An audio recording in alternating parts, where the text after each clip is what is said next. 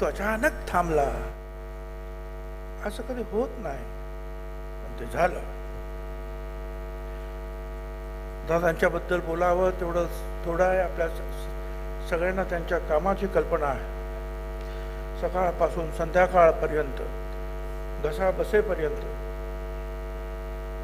मग घशावर औषधं घ्या, मग ते वाफ घ्या, अमुक घ्या, तमुक घ्या, एवढं सगळं होईपर्यंत माते थोडी सकाळपासून संध्याकाळपर्यंत राबणारा, कार्यकर्त्यांशी संपर्क साधणारा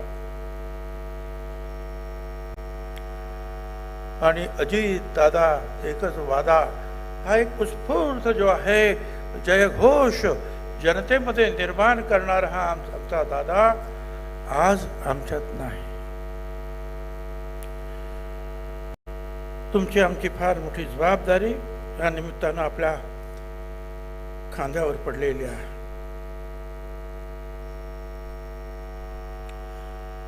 आजचा हा दिवस माझ्यासाठी हा केवळ वर्धापन दिनाचा नाही, तर एका वैचारिक प्रवासाचा, संघर्षाचा, समर्पणाचा आणि जनसेवेच्या अखंड व्रताचा स्मरण दिन. मी आताच प्रफुल्लभाईंना सांगितलं ते छान आहे, पण पहिल्यांदा संकल्प आला पाहिजे, मग संघर्ष करायला पाहिजे आणि मग समर्पण करायला पाहिजे. संकल्प करण्यासाठी आज आपण हे दोघं आलेलो आहोत. हा संकल्प तुम्हाला आम्हाला करावा लागेल. तो संकल्प सिद्धीस नेण्यासाठी संघर्ष करावा लागेल आणि त्यासाठी समर्पण, सर्वार्थाने समर्पण करावं लागेल. जे दादांनी केलं, मित्रांनी अनेकांनी केलं.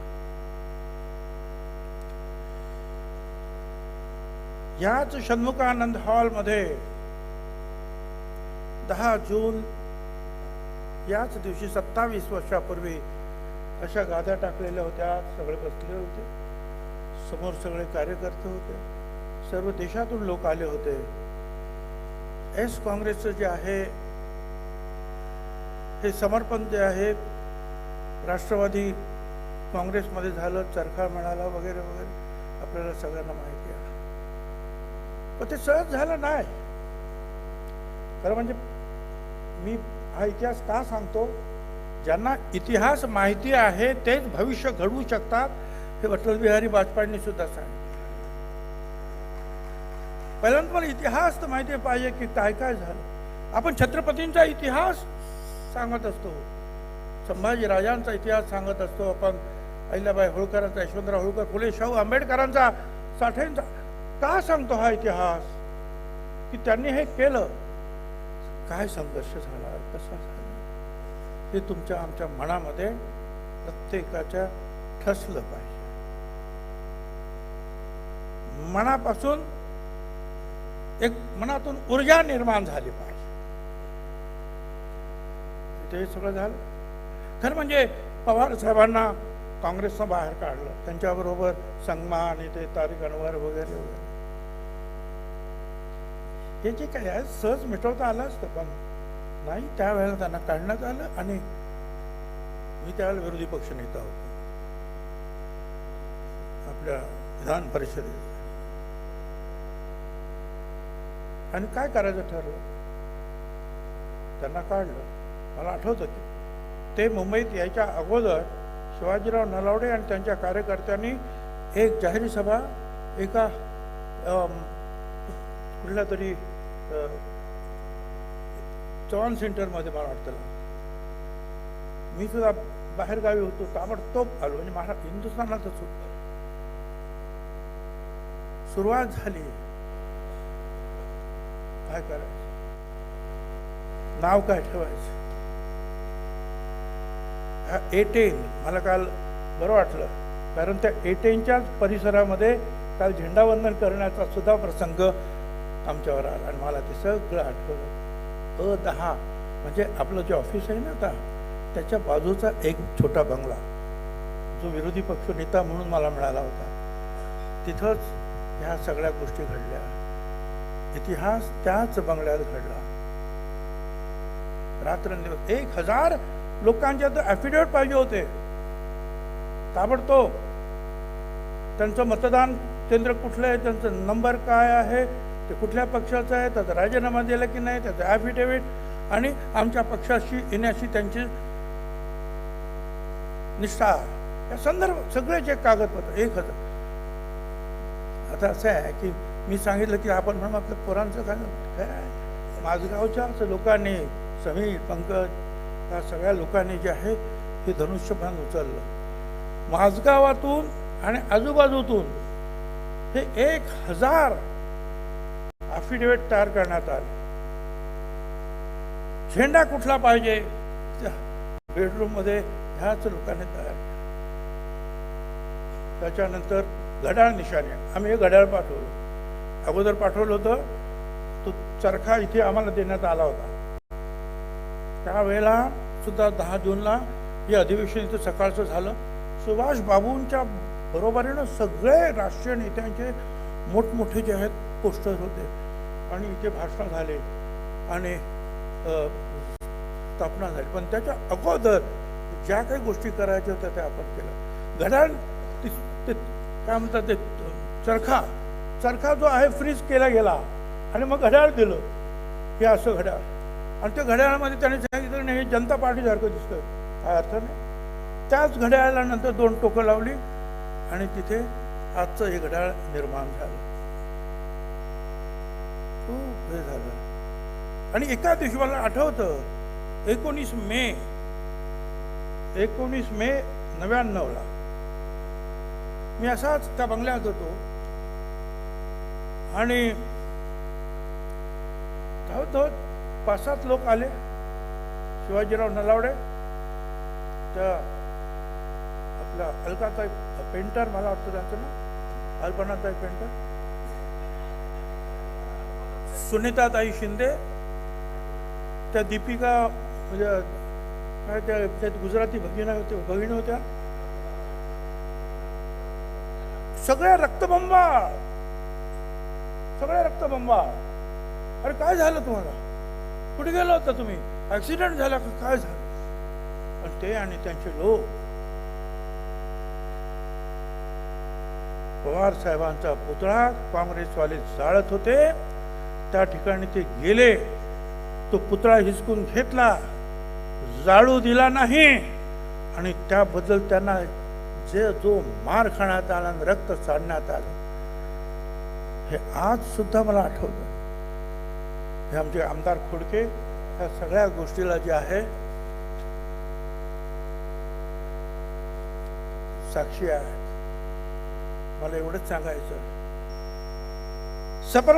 सफर मुश्किल था मगर हौसलों ने साथ निभाया, हर तूफान में लड़कर हमने कारवां बनाया. ये विरासत यूं ही नहीं मिलती साथियों, ये विरासत यूं ही नहीं मिलती साथियों. कई लोगों ने अपना सब कुछ दाव पर लगाया. असे अनेक काही लोकांची नावं मी घेतली. मुंबईत काय, मुंबईच्या बाहेर काय, असे अनेक आमच्या कार्यकर्त्या भगिनी आणि बांधव 27 वर्ष जे आहे या पक्षाच्या उन्नतीसाठी लढले.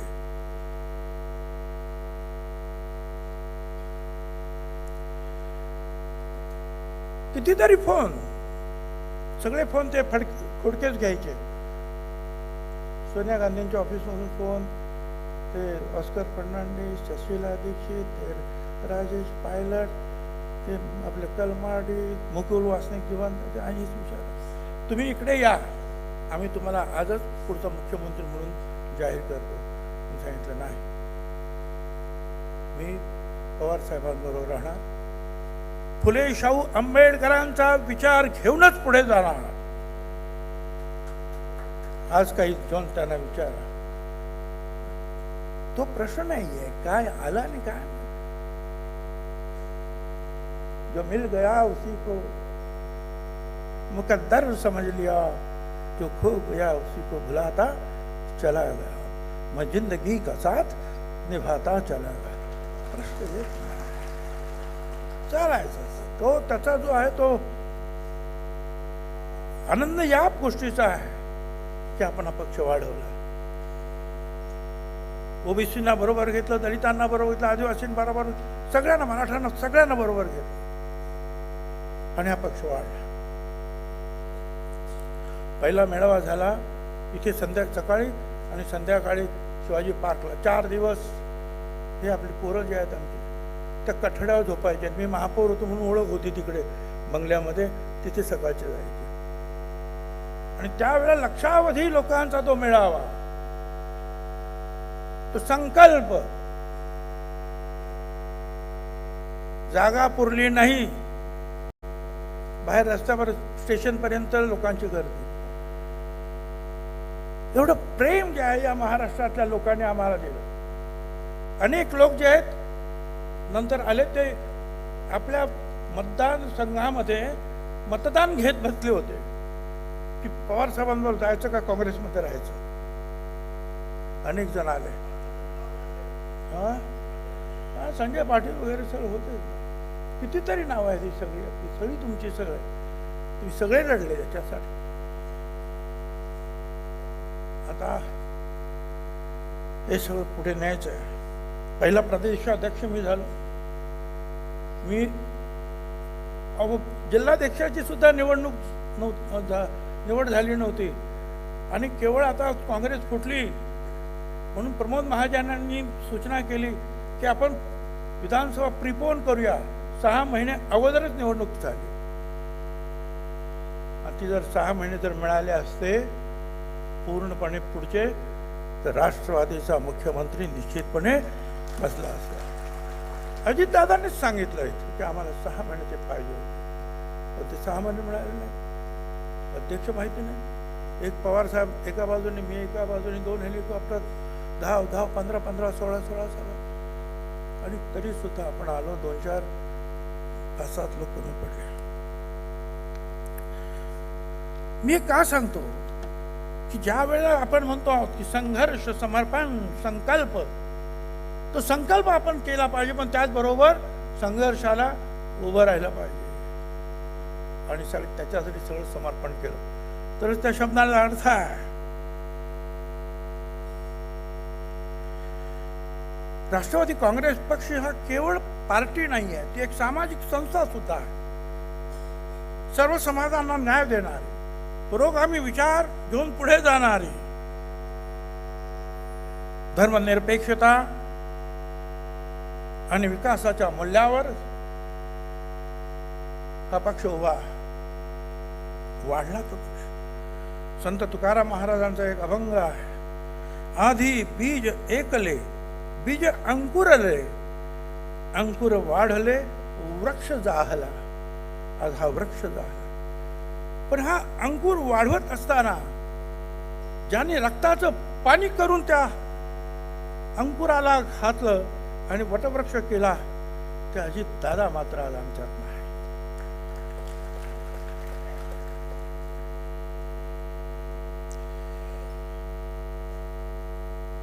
अनेक लोकांचे कष्ट आहेत, अनेक पिढ्यांचे कष्ट आहेत.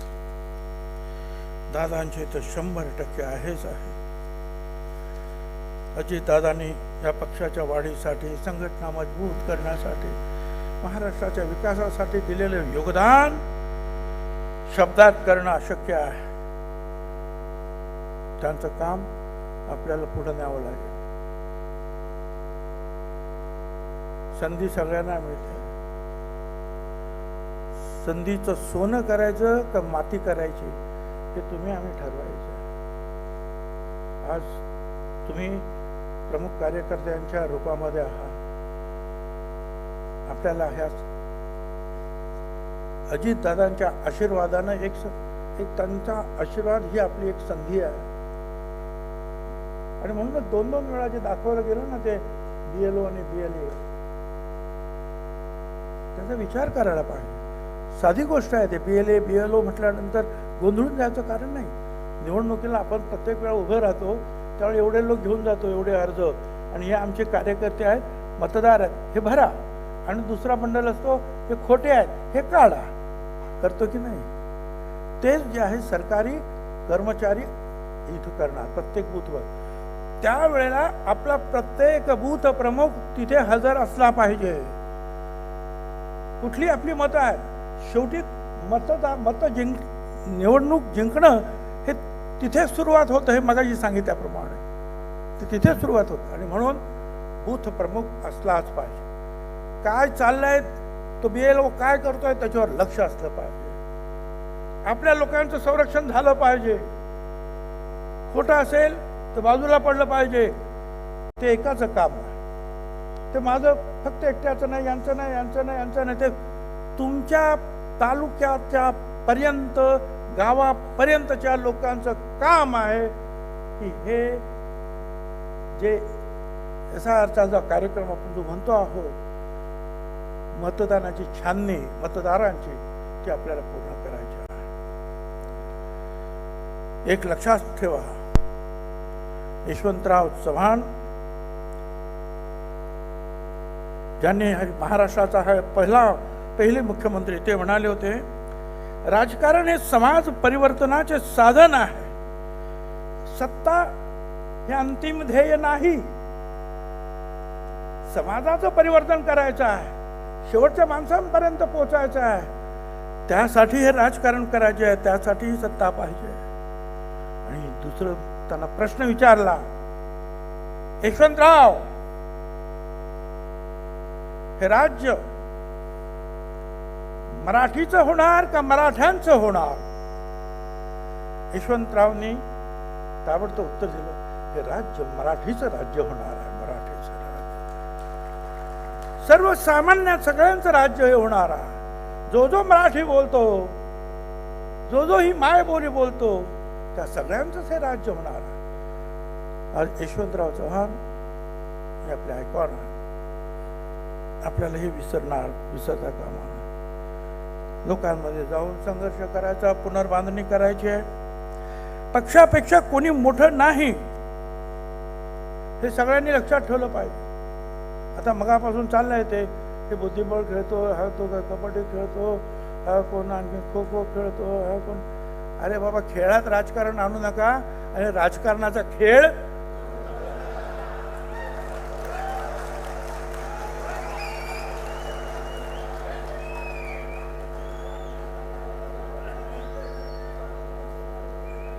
पक्षापेक्षा कोणी मोठं नाही. आणि पक्ष म्हणजे काय? पक्ष म्हणजे फक्त झेंडा नाही. पक्ष म्हणजे फक्त ऑफिस किंवा फक्त त्याच्यावर लावलेलं बोर्ड नाही. पक्ष म्हणजे तुम्ही आम्ही कार्यकर्त्यांचा मोठा समूह म्हणजे पक्ष आहे. पक्ष आपल्याला मोठा करायचा आहे.